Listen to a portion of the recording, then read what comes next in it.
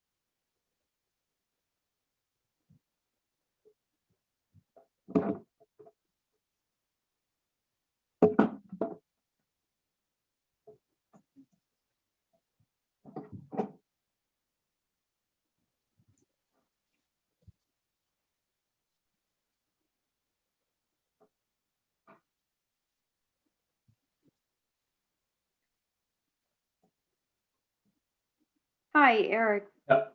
We've been holding steady at about 19 participants for a couple of minutes. Do you want to get started? Yeah, I think so. Thanks, Denise. Good evening, everyone. Thank you for being here tonight. My name is Eric Griffiths, and I'm part of the EHT TRACERIES team that is assisting the County of Fairfax in the preparation of the National Register nomination for the Pride of Fairfax. Just to begin with some housekeeping items on how to participate. Please mute your audio during the presentation, obviously to mute out any background interference. For questions and comments, the easiest thing to do is at the bottom of your screen, there is a chat function. You can, during the presentation, if you have a question, you can type that question into the chat function and submit it. You can submit it to everyone. I think that's fine. Denise is going to serve as the meeting moderator, and she's going to compile all the questions. If you would rather email her questions directly, you can do so. Her email is on the screen here. If you may want to hold on to her email if you have questions that you may think of overnight tomorrow. She'll be happy to hear from you, and we'll address those questions as well. So at the end of the presentation, we'll have a question and answer session where all the questions will be read by the moderator, and we'll answer them as best we can, as a panel. We don't have a formal panel here, but we will address them as a group. We recognize that there may be call-in participants. There was a call-in number, so if there is anybody on the phone, I don't know if there is. I don't think there is. We will ask at the end if there's anybody calling in, if they have any questions we want to get their input to. So at that time, we'll take in those questions. If you have some follow-up questions that you want to address verbally at that time, if we didn't address your question initially that you wrote down to your satisfaction, you may address us over verbally at that time as well. And I just wanted to turn it over now to the Mount Vernon Supervisor's Office for some introductions and some general thoughts. Well, thank you, Eric. Thank you very much. And just how much I appreciate the efforts that have gone into getting us to where we are today. And really the initial nomination of the Pride of Fairfax, it's something that I'm very proud that's been done, and the community is now engaged in. And I think for those of you who, if you don't know, you'll learn more as we go through this, that this really has been kind of a domino to move along some of the things that have been teed up really for years to try to dig a little bit deeper in Gum Springs and make sure that we fully identify the history and really the origins of the Gum Springs area. More importantly, how to preserve it going forward. And this Pride of Fairfax nomination and the additional funds that I got to really explore with the Gum Springs community even further to try to identify and protect and ultimately preserve the core of the community is the reason that, at least I know we're all here. We started with really this nomination and the funding from the state level, and now we're carrying it on eventually to the next level after you all have worked through some of these issues as part of the county funding for more that we'd like to be part of in the community. I cannot help but thank two people in particular who have always been very engaged. And I know there's others, but these two in particular have engaged with me for more than 2 decades on issues related to Gum Springs. And Ron, in particular, Ron Chase, I want to thank for his work with the museum forever.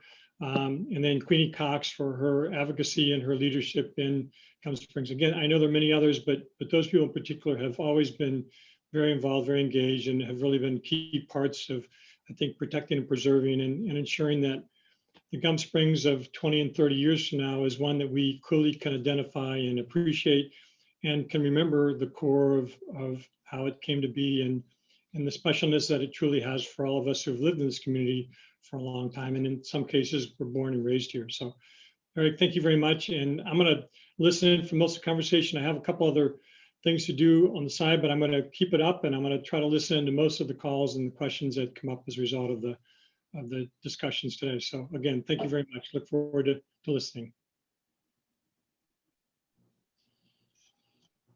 Good evening, everyone. My name is Nick Reinhardt. I am Supervisor Stork's land use aide. Happy to be on this call as well. I won't add too much. Basically, I would just echo what the supervisor said. Excited to be a part of this project. I'll be probably acting as the main point of contact for our office with this project and the future work in Gum Springs. So if you have any questions going forward, feel free to reach out to our office and talk to me. Again, I'm excited to learn about the history of this particular monument in Gum Springs and so looking forward to working with you all in the future. So thanks.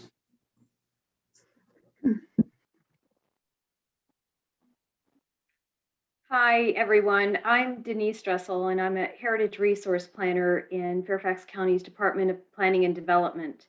And with me tonight is Laura Arsenault, the branch chief of the Heritage Resource and Policy Plan branch, and my colleague Nicole Brannon, a fellow Heritage Resource Planner and the administrator to the Architectural Review Board.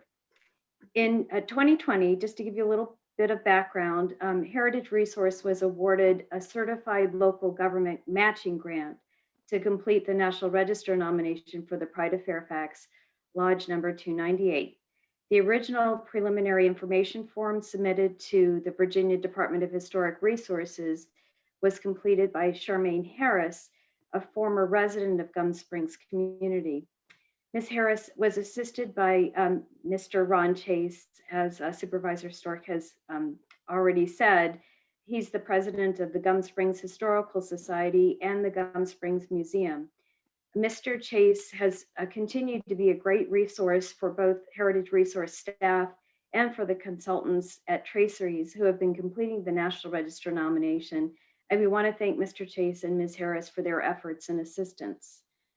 I'd also like to introduce you to Aubrey von Lindern, who is the architectural historian for the Northern region from the Department of Historic Resources, who I believe is on the line and is going to say a few words. Aubrey, are you there? Let's see. I didn't see her log in, so. Okay. Well, maybe we can circle back to Aubrey if she jumps on.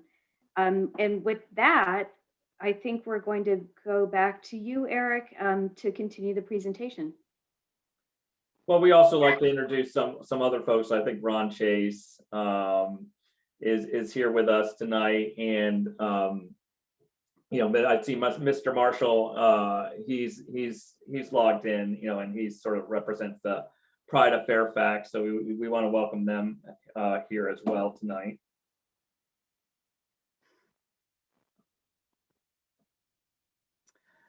Thanks, Eric. I'm just going to do a very brief introduction, just so everyone knows who Traceries is. We are a research and consulting firm that really focuses on history and historic preservation.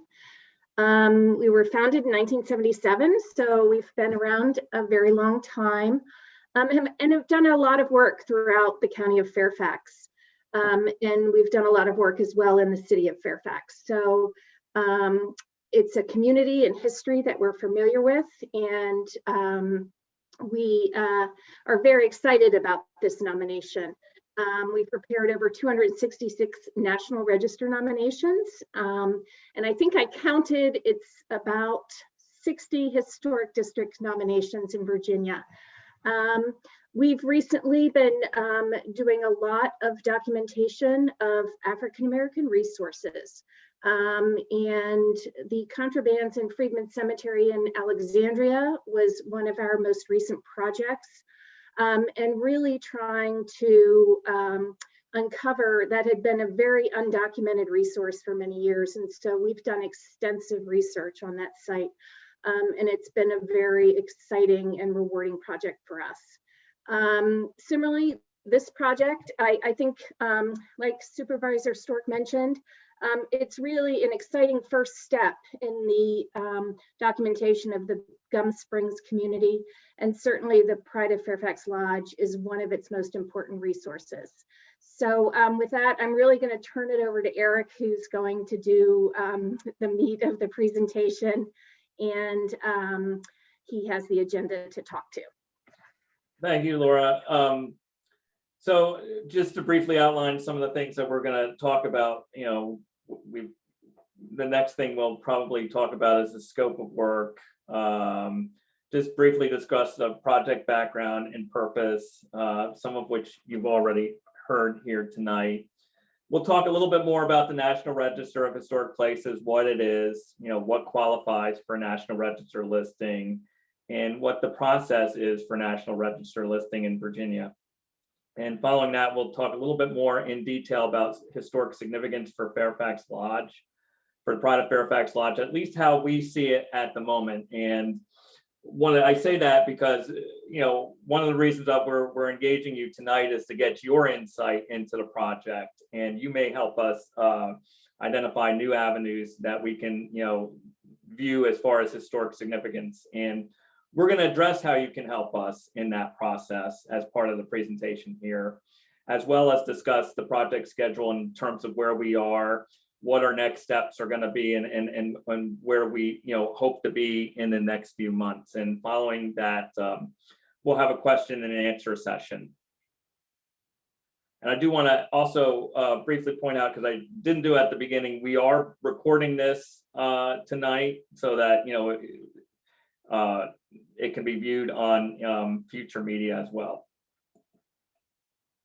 So in terms of the scope of work, it's a basic scope of work. It's not it's not very complicated. It's to prepare a National Register nomination for the Pride of Fairfax Lodge number 298, which was originally Oddfellows Hall when it was originally constructed in 1941, and was also temporary headquarters, the initial temporary headquarters of the Saunders B. Moon Community Action Association.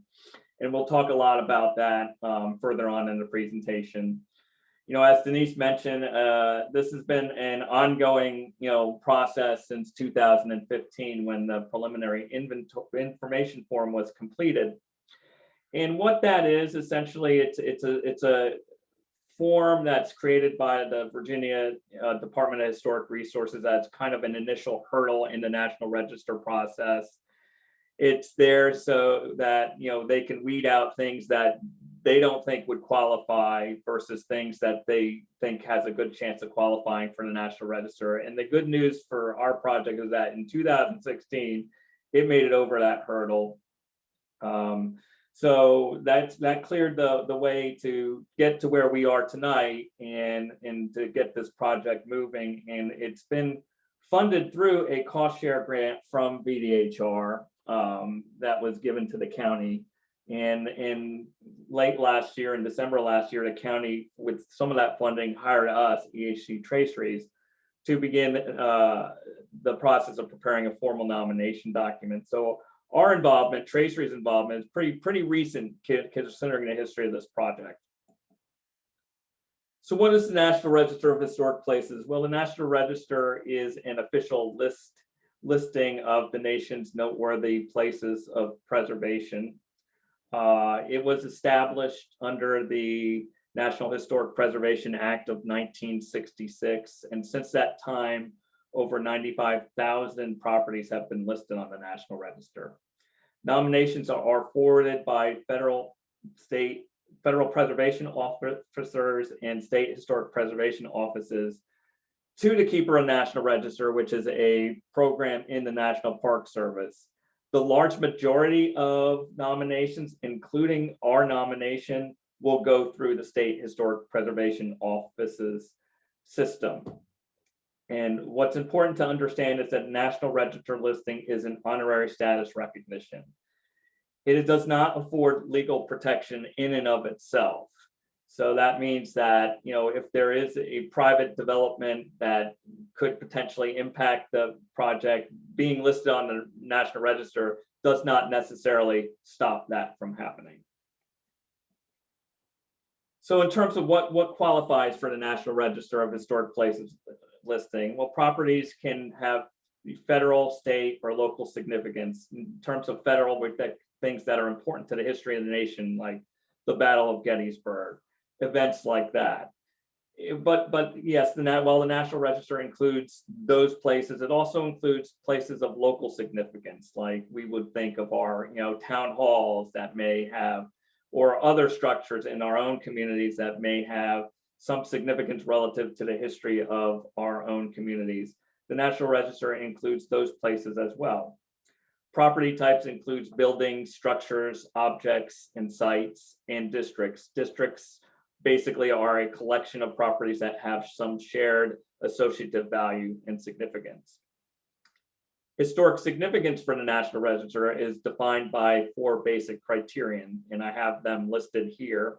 Criterion A is association with events. Again, example would be the Battle of Gettysburg, but other examples may include other things that are more like important areas of development, like certain events or certain areas of development that help a community grow over a period of time could also qualify under criterion A.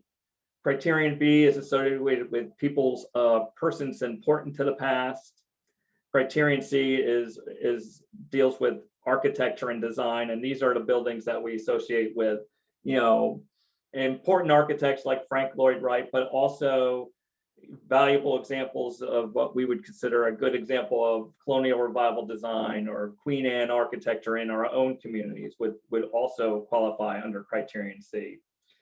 And criterion D is information potential, and that largely deals with archaeology resources most of the time.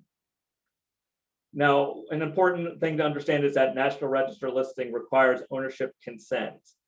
Owners must consent to the listing of their property in order to be formally listed on the National Register. But even if owners do consent to that, it does not inhibit their own use of the property. It goes back to what we were talking about earlier. So what are the benefits for National Register listing if we're talking about if the listing itself is mostly honorary? Well, there are some tangible benefits that we can look at, and probably the most basic is education and community pride. A few slides ago, I showed you a plaque, a National Register plaque, and those are plaques that we might see on buildings in our own downtown. If you go down to downtown, Old Town Alexandria, you may see some of those plaques. Well, that tells people that this place is a place of value, of historic value to the community, and that engages interest and certainly community support and pride, and that can lead to other further efforts for preservation, such as the acquisition of easements or local designation that could include historic overlay zoning. And what I'm getting at here is that the National Register listing could serve as a starting point for those efforts. There are also some tax credits for qualifying properties. It's important to understand that not all National Register properties qualify for tax credits. Under the federal program, most tax credits are only for income producing properties. So there is only certain properties will qualify for historic tax credits, but there are tax credits available for certain National Register listed properties. Historic preservation grants, a lot of funding sources such as the National Historic Preservation Fund and state funds have grant that are eligible for qualifying historic structures. And what is a qualifying historic structures? Well, often those are buildings that are listed or eligible for the National Register. And finally, there's historic preservation oversight in federal and state law. And the most basic being Section 106 of the National Historic Preservation Act, which mandates that federal agencies need to take into account their impact their projects may have on historic resources. And what qualifies for historic resources? Again, it's buildings, it's resources that are listed or eligible for listing on the National Register of Historic Places. And of course, there's state and local review projects that work in a similar manner as well.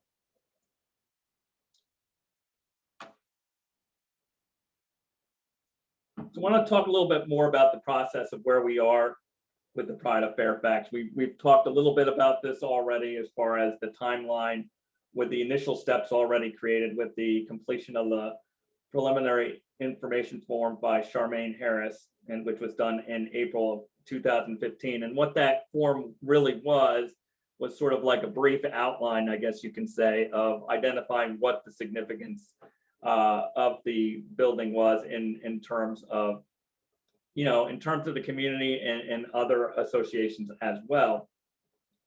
As I mentioned before, that PIF was approved by the State Review Board in September 2016, which got us to where we are today, which is the preparation of formal nomination.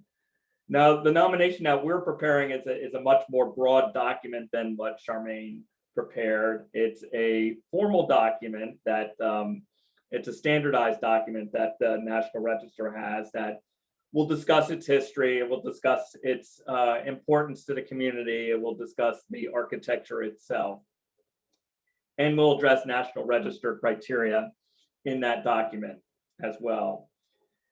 Once we get a draft of the nomination, it needs to go through a review process, first by the county and then by the Virginia Department of Historic Resources, before it can actually be submitted to the State Review Board. And each state has a State Review Board for a National Register program. In Virginia's Review Board meets quarterly. And so we're hoping to get, as far as timelines go, we're hoping to get either on the June or September meeting. Well, I'll talk a little bit about that further along in the schedule, but the review boards basically have their role is to approve nominations and forward them onto the keeper of the register. So it's an important hurdle to get past, and once they approve it, the nomination will be forwarded to the keeper of the National Register.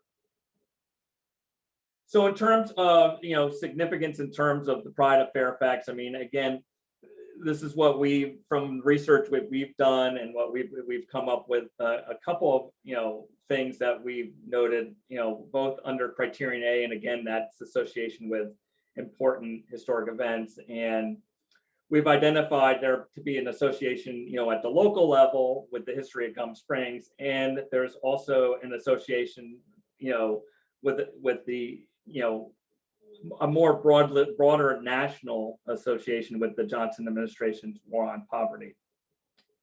Want to talk a little bit about the local significance first, and it's really tied to the fraternal organizations and its importance to the community development. And there's been a lot of focus in historiography, over the years on the importance of churches and educational institutions on the development of African-American communities during Jim Crow and the civil rights movement. And recently there's been more attention given to fraternal organizations and their relative importance to that as well. And fraternal societies have existed in Black communities since the 18th century and providing services to alleviate harshness of segregated life. In addition to providing support for those in need, these groups often provide stimulus that are needed to develop leadership within the African-American community. And they've also helped address, the social structure in the segregation society by lodges being the places for festivals, meetings, and receptions, just an important center of the social and community fabric of the societies in which they are in. And certainly in particular, the Odd Fellows, there's a lot of association African Association fraternal organizations, stem from the Oddfellows. And the reason why that is that the Oddfellows, a lot of their fraternal organizations come from England, where there were less restrictions in terms of minority communities, of them sort of granting approval, to minority communities than, say, the Masons in this country, during much of the 19th and 20th century. And certainly the Pride of Fairfax as well. While the building started as an Oddfellows Hall, the Pride of Fairfax kind of took over ownership of the building, I believe, in 1947.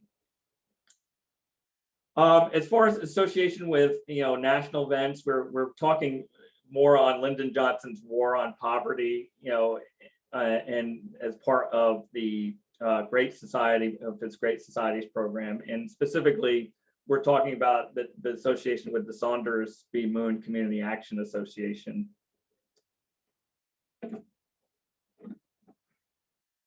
And the Saunders Moon Community Action Organization, we have found documentation that it was the first federally recognized community action organization. And that comes from an article in the Washington Evening Star, and I know Charmaine had that in the preliminary inventory form. And I haven't found anywhere else where that's stated, but I'm pretty sure it's fairly accurate, or at least it is one of the first community action associations, given the fact that that article dates to February 1965, and the Economic Opportunities Act of 1964, in which the War on Poverty programs were initiated under, was actually adopted in late summer and early fall of '64. So it happened just from that time frame alone. I know that the Moon Community Action Association has to be one of the first, if not the first, community action associations established under the program. And essentially what these programs were and how they were supposed to work is that these community action programs were designated to promote self-sufficiency and achieve anti-poverty goals by being funded by federal block grants into these sort of local agencies that would be run by community members and residents at the local level, because they felt that those residents had the most at stake and the most understanding of the poverty issues of confronting them. It was not one of the more successful programs of Lyndon Johnson's Great Society. There was a lot of conflict with local governments that they butted heads against. That was a common theme that not just happened locally here in Virginia, but that was kind of happened nationwide. Another thing that happened is that, of course, this happens a lot, is that the funding sources dried up pretty quickly when more funding began to be diverted off to the Vietnam War, and then it was halted almost entirely when the Nixon administration came into power. So funding was a problem that plagued these organizations as well. So again, some of the history of the lodge, we've covered this, but constructed in 1941, it still remains one of the oldest buildings currently within Gum Springs. It initially served as the Oddfellows Hall when it was constructed, but the Pride of Fairfax began using the building in 1947. We know that it was, as far as some of its uses, it was used in terms of the community. It was used as classrooms for 6th and 7th graders. We also believe that it was a place where the Order of the Eastern Stars met, and they were a female fraternal organization that we don't have a lot of information on, but we're just hearing it from other members of the community that we've talked to, and Denise can address this better than I can, because apparently they believe they have some evidence to suggest that the Eastern Stars may have, also, had their meetings in the building as well. And we'd like to know a little bit more about them. And again, it was the temporary headquarters of the Saunders B. Moon Community Action Association in 1965. And one thing that I should address about that is that The Moon Action Association moved to another permanent location. I think it was the Drew Smith Elementary School in 1966. So this was the initial headquarters, but it wasn't it didn't become the permanent headquarters. So anything that happened with the commission that happened after 1966 is more associated with another building. So it's important to understand that. And in terms of how you can help, your knowledge is definitely of value to us. You know your history better than we do. We would love to have your input into this process to understand, you know, what you know and about the building and how it's related to the history of Gum Springs. Certainly, we need information about the local association with the building. We have a lot of information about, you know, the activities in the 60s with the Moon Commission. We have a lot of information about the general history of Gum Springs and the Odd Fellows, but what we don't have is specific information on how the Pride of the Fairfax organization, you know, helped community development during the 40s, 50s, and 60s. What are the ways that it impacted the community development? Specific, you know, our better understanding of that makes a stronger nomination, and because we want to tie the building to the community's development as much as possible during this time. And of course, the Order of the Eastern Stars, we definitely want to know a little bit more about that. We think that's an important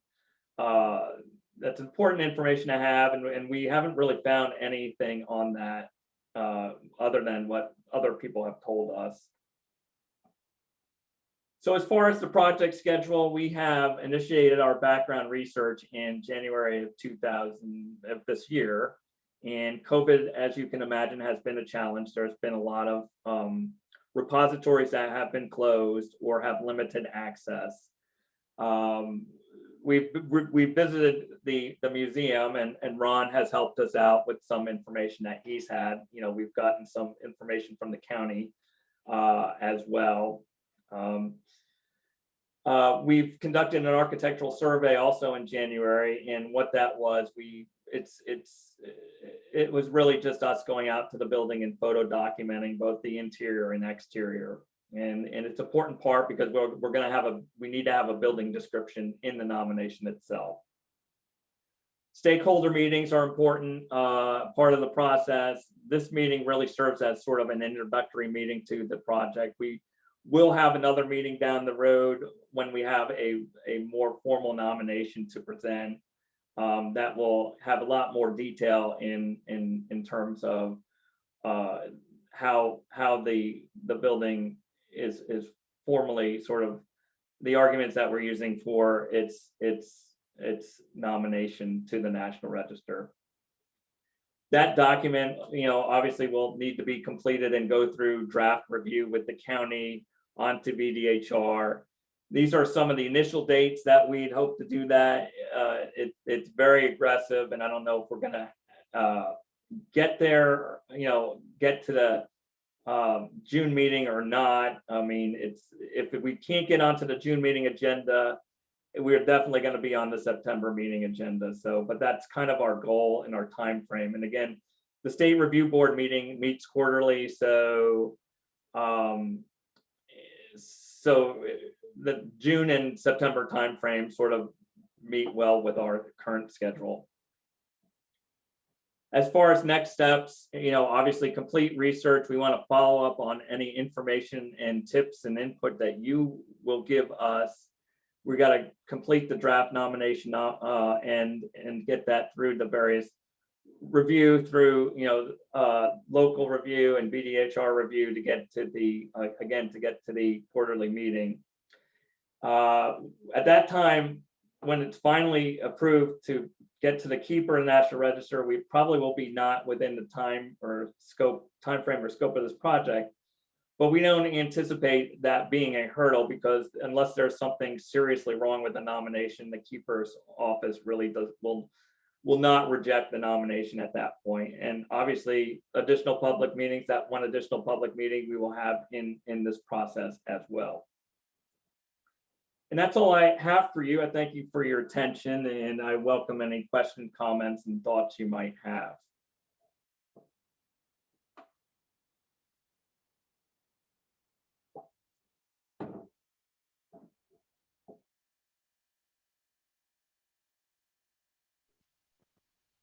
I had a And question. Denise, you can see the chat function. I can, I think. Good. As long as everybody sends their questions out to everyone, I should be able to see it. Are you taking questions now or by the chat? I think it would be okay. We're a small enough group if people wanted to just, say their questions. What do you feel comfortable with that, Eric? Yeah, Ron, what's your question? Just go ahead and state it. Well, you referenced that you didn't have that much information on the pride. And I wanted to say that the relationship in regards to the Art Fellows and the Pride of Fairfax, I think the Art Fellows gave the building to the Pride of Fairfax, I think in the 80s. They gave the building to them. And so I know you're going to have a timeline of interaction regarding the Art Fellows and the community. And I think you do have quite a bit of information in that regard. Now, in regards to the Pride of Fairfax and the community, the interaction there, you're probably going to have to do a little more digging, because I know for myself, my knowledge of the interaction was basically, my father was a Mason and an Art Fellow, but I think he mostly went to the Art Fellow meetings. And so we're going to have to start looking at, I guess, more of the Pride individuals and what they did from that time on, because I think they met at the building, as I stated, but I think most of the community, most of the early on community interaction was with the Art Fellows. And there's a gentleman from the Pride, maybe he has a little insight in that regard. That's here tonight.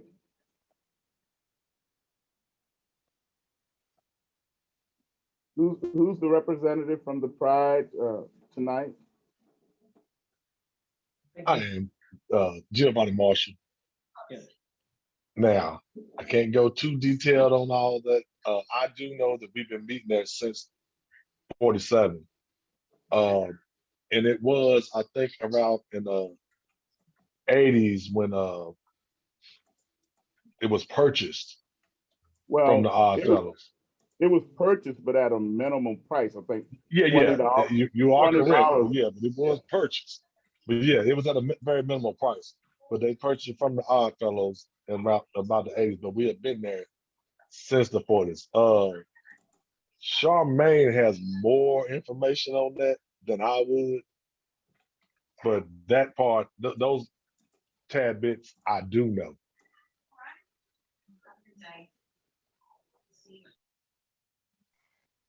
And Miss Ford, is Miss Phyllis Ford here tonight? Mrs. Ford? Yes, I am. Yes. What was the relationship with your brother? Was he a Mason and an Art Fellow, or was he just an Art Fellow? Not my brother, my uncle, Van Dyke Walker, was an Odd Fellow and a Mason. And the photo that was shown earlier with the men standing in front of the building, he's in that photo. Okay, that's an Art Fellow gathering. Yes. Okay, so I think the name of the game for us is going to be to identify most of the Masons that were meeting in the 40s are gone. And we're going to maybe have to look at their children. Was Bobby Holland invited this evening for this evening's meeting? I gave his name as a Yeah, contact. he was invited. I either called him or he emailed him the invite. But yes, I know that Mr. Holland, I did try to contact him. I mean, there are some people in the list you gave me that I was able to track down and get emails from, and I left messages for others, and some people didn't get back to me. So Okay, because what you're going to be dealing with is the children of the Masons, the people that were in the Masons. Again, my remembrances has to do with my father. Even though he was a member of the Masons and the Odd Fellows, he mostly dealt with the Odd Fellows, and then I remember a lot of the interaction myself in regards to what the Odd Fellows did within the community, in regards to the building and the interaction that was going on within the community. So I think we have our job sort of. No, it's going to be somewhat of a hard effort in identifying the children of the Masons and the interaction that was going on there, unless the Masons have something within in regards to what input they gave within the community. yeah, I talked with Cliff Johnson. Isn't on the presentation tonight. He told me, Mr. Marshall can confirm this, that they had, because I asked him what collections they had in terms of, I was really interested in meeting minutes, and he was like, well, I don't think we have that. And I didn't expect them to sort of to archive meeting minutes going back that far. It would be wonderful if they did that. But he told me that they had some records that went back to the 60s, and I emailed, I forget his name, Mr. Marshall, maybe you can help me. The other gentleman that's part of it, that he told me that has been there. I think he's the secretary in your organization who's been involved there for 40 some odd years. Cliff identified him as being a really good source, and he's never gotten back to me. I've talked to him twice, or tried to contact him twice. Yeah, that'd be Past Master Spence. Yeah, yes, he's Mr. Spence. Spence, Spence. He would have all the information. So would and Cliff was correct in what he said, about a lot of the older minutes. But again, I just had to get with him because he has a lot of the older records.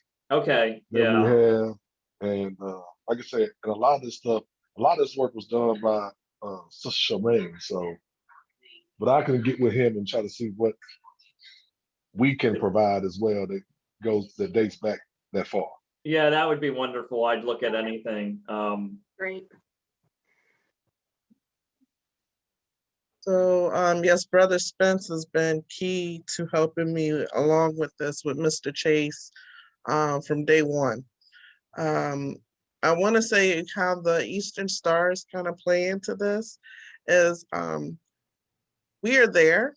We rent our space to utilize it. We're like the sister chapter of Pride of Fairfax, but Pride of Fairfax Lodge owns the building. Mm-hmm. We do projects on our own as well as with them collectively from time to time, but I can find out what things they did alongside with them. Like I know one of the oldest pictures they had with the founder of the chapter, my mom's in it.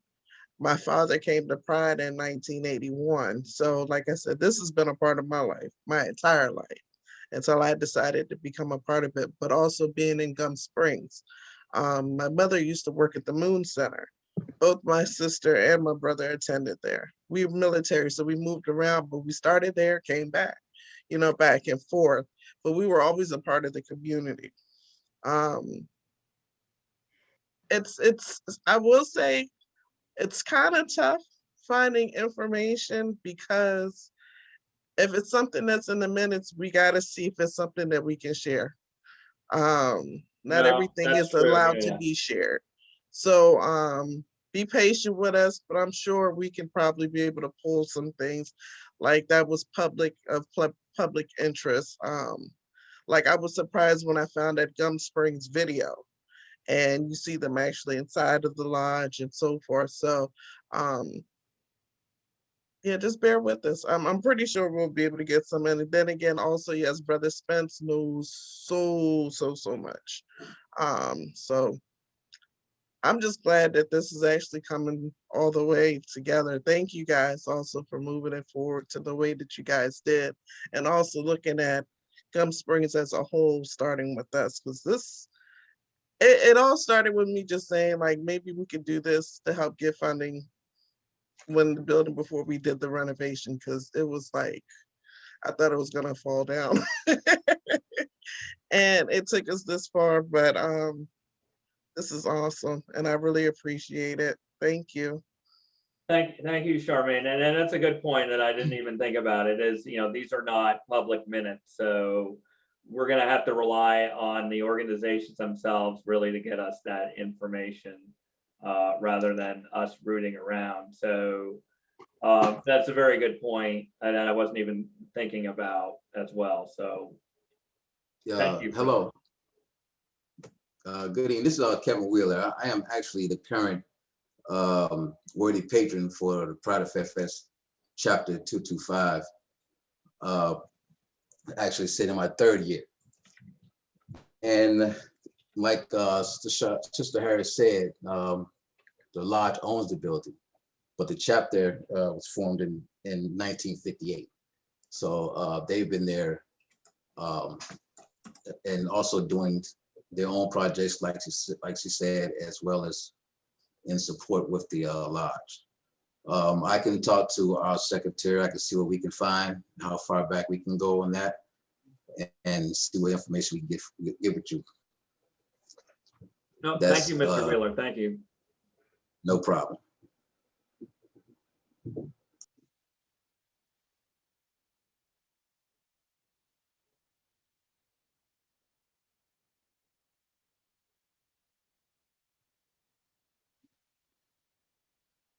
Does anybody else have any questions, comments, thoughts?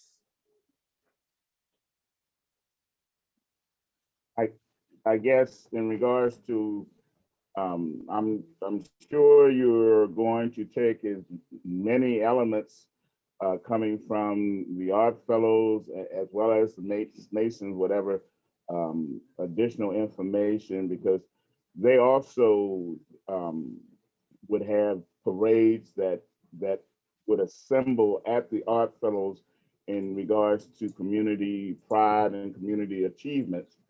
And this was done by the Art Fellows, and as well as they gave scholarships.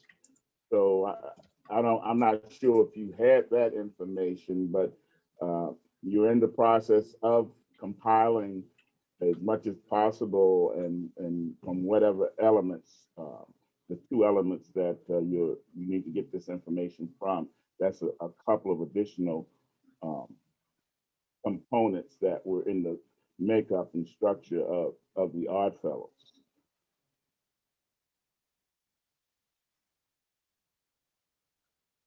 That's helpful, but thank you, Mr. Chase. I think that would be useful information to have as well.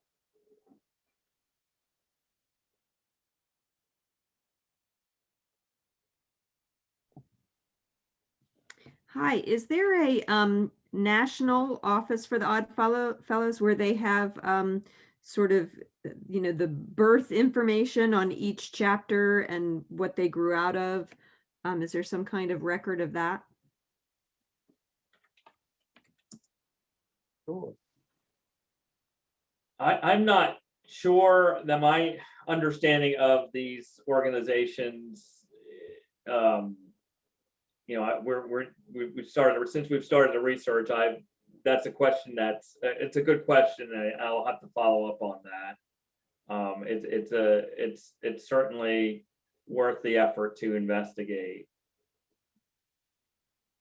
I guess the reason why I was asking is that that I know a lot of folks moved to Gum Springs after being displaced from the Woodlawn community. Mhm. And I know there's an old Oddfellows building down at Accotink, like that sort of little lost village of Accotink down there. There is a building down there that's used for other purposes now. It's a temple of some kind. And I just wondered if there was a tie to that Oddfellows Lodge, if this was a, if people, also migrated the lodge to Gum Springs from Woodlawn in some way. They did. We do have that information. I came across that information, and that was Woodlawn. Now, when they constructed Belvoir, was that what affected Woodlawn? Yeah, and so that did happen. A lot of the people from Woodlawn came to Gum Springs at that time. Yeah, so the Accotink building is still standing. So I just don't know how the lodges might tie together, if at all. They might be completely unrelated. I don't know. I just thought I would bring that up. Thank you, Tammy.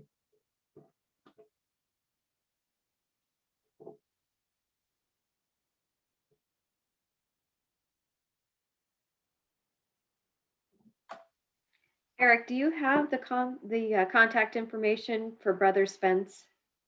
I do. I have emailed him a couple of times. Do you have a phone number? I don't have a phone number, so I just have his email for.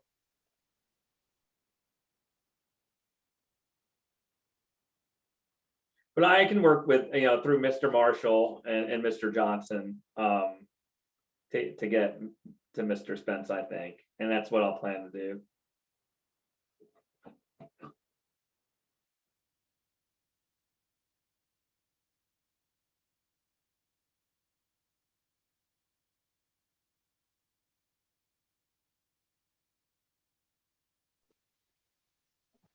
I may have to try and find another contact person for you because Mr. Moon, principal of Drew Smith School, he was a Mason as well. So I think his oldest son may have some information regarding some of the early activities with the Masons and the community. So that may be another source that we could look at.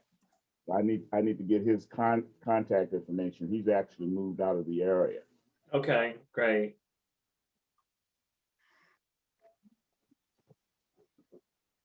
Yes, actually, Mr. Moon was one of the founding, part of the founders of the Pride of Fairfax, the ones that started the lodge. So yeah, he was very much tied into it from day one, as well as in the community, which is why he is like so revered by many for his community service and awareness. A major contributor in so many ways.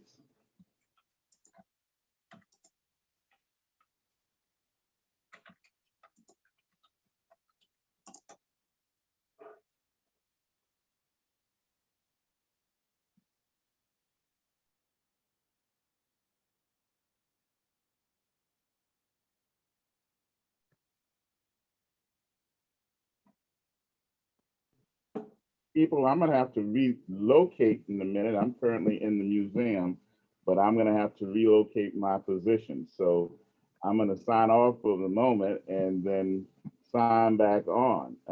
This is to go on, what, till 9, you say?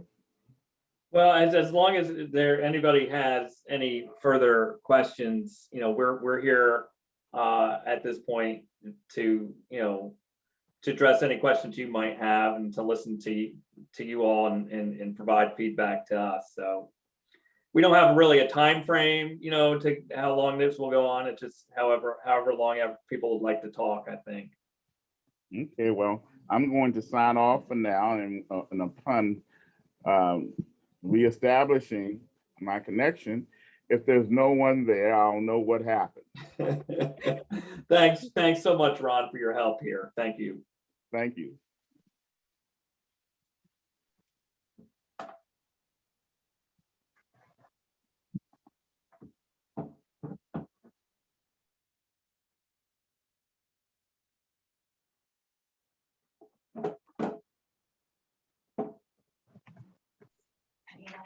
Yeah, I'm sorry that some of us don't have a lot of information. That's why we rely on Charmaine a lot. Some of us are not from here. Right. We've learned a lot about the history as we got here. I just moved here at 15. So, and I learned about a lot of the history involved in the community and the lodge. Listening to Charmaine. So she helped me out a lot along that realm. And then also going down to the community center to learn about Gulf Springs community. That was one of the reasons I even joined that lodge, was because of the history of that community.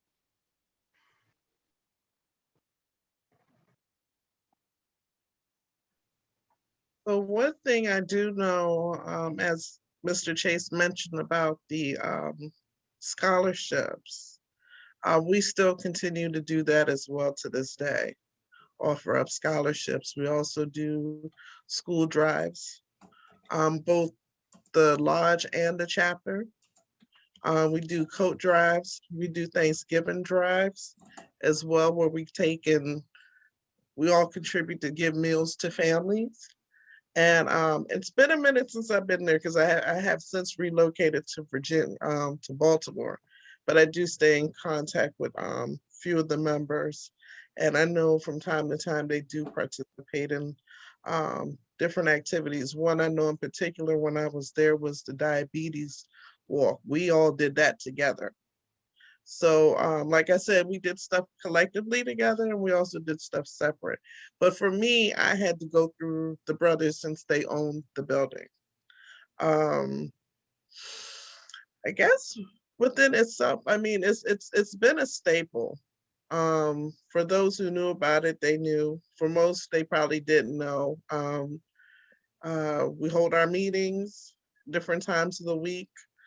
We use it to hold functions, gatherings. I know in the past they used it for fundraisers, communities like resource, they'll do like a fish fry or a clothing drive or like a yard sale event in the community, because, you know, at that time with the community itself, you got to look at, there was Quakers, freed slaves, runaway slaves that were all within that community, and those people are what built it. And that's how you kind of look at things. And as far as like with the shift, things get lost. So it was really hard, because initially I started this project off of the architecture. And when they did the renovation, which was much needed, I had to do the historical research. So it took me a good while to find that information. But as I said, because it's kind of hard when it is a lodge. So, but looking into the community, and Mr. Chase has a great bit of information about the Oddfellows. So that's all I can pretty much say for right now that I can think of. Sorry.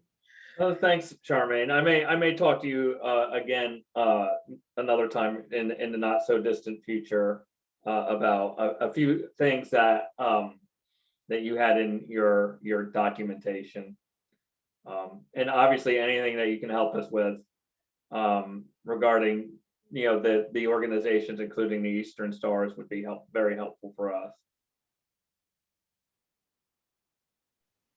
I'll be glad to assist. Thank you. You're welcome. Thank you.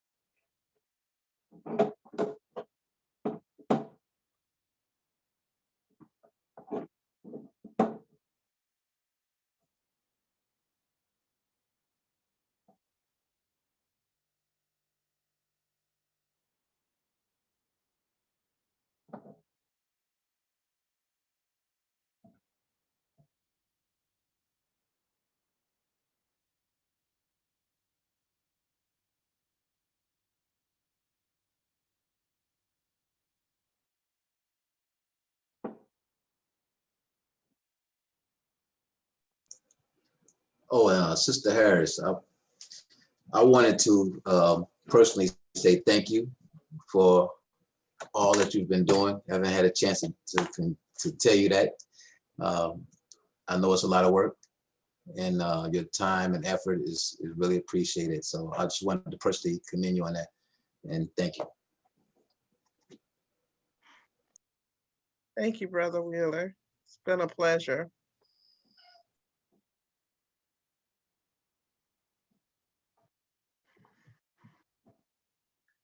Denise, did we have any questions come in through the chat that we haven't addressed yet? No, I have not seen any questions that we haven't addressed, and I hadn't received any emails either, so. Okay.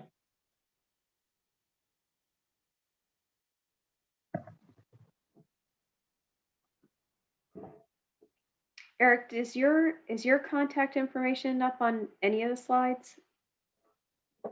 I don't think so, and that's a good point. I think it was there, but then when we switched you to the moderator. Yeah, well, that's true.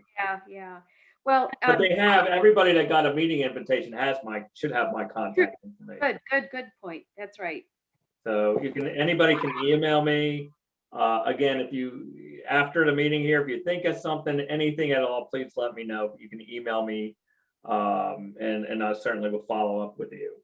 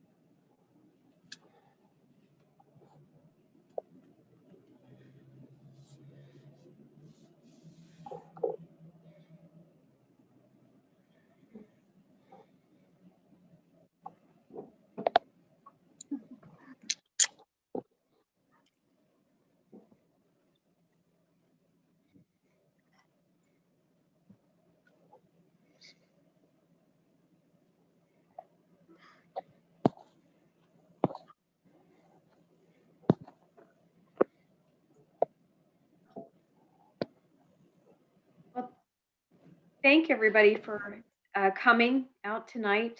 And as we said, if you have any information or any questions, you can get in touch with Eric. You now have his contact information through the meeting invitation. We've established that. And if for some reason that has disappeared from your inbox, my contact information was on the slide, and you can always get in touch with me, and I'll put you in touch with Eric.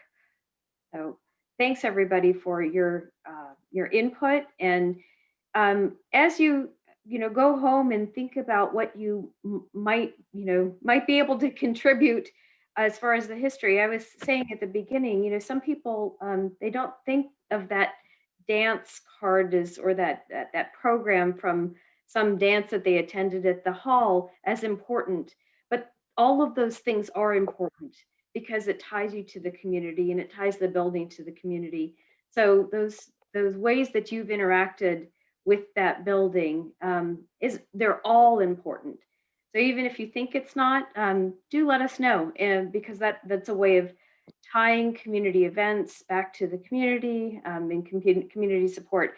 And I think we actually got a lot of good information that we now have to follow up on. So yeah, definitely. Yeah, thanks everybody. It was very like Denise said, we definitely have some good things to follow up on, and some things that we hadn't thought about before. So it's very helpful for us, because like Charmaine says, it's the information gathering. And Ron alluded to this too. It's a more arduous process here with this particular. Looking at it at the local level is a lot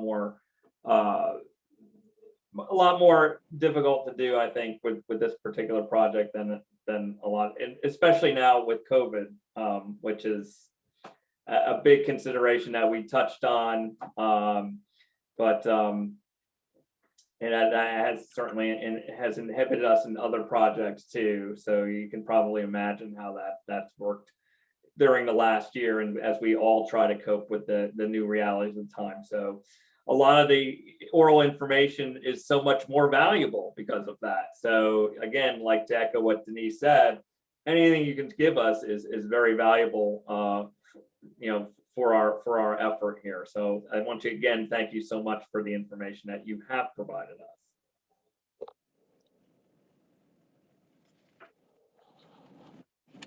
And I guess is their last round for questions. We'll give it one last round. Does anybody have anything, questions, comments, anything that they want to say?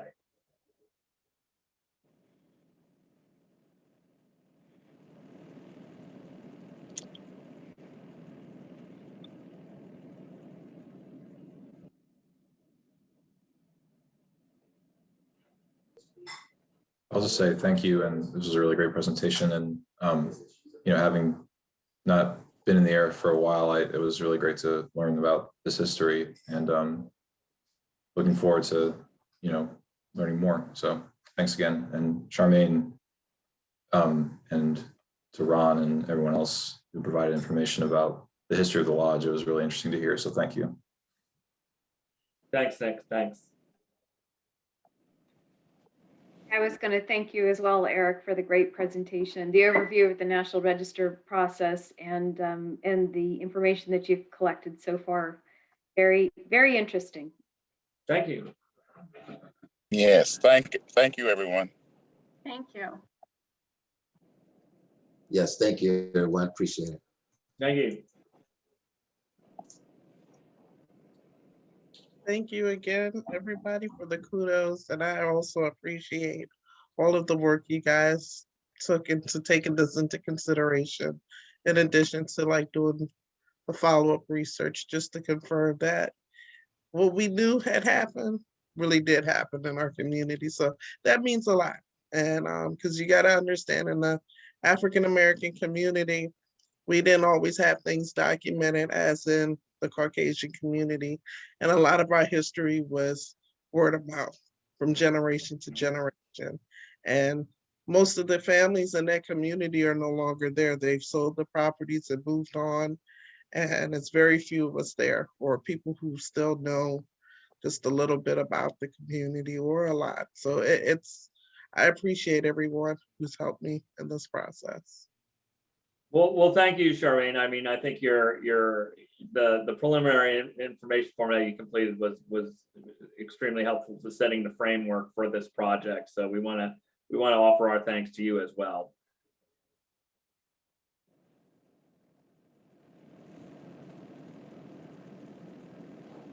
I guess that'll be our official sign off. So I want to thank everybody for attending, and we will, as far as, you know, any additional information, as far as as I mentioned, we are recording this, so I will let Denise handle, you know, providing any further information on that part of the meeting. But I want to thank you all for attending tonight. Thank you once again. Everyone be safe. Have a good evening. Thank you. Good evening.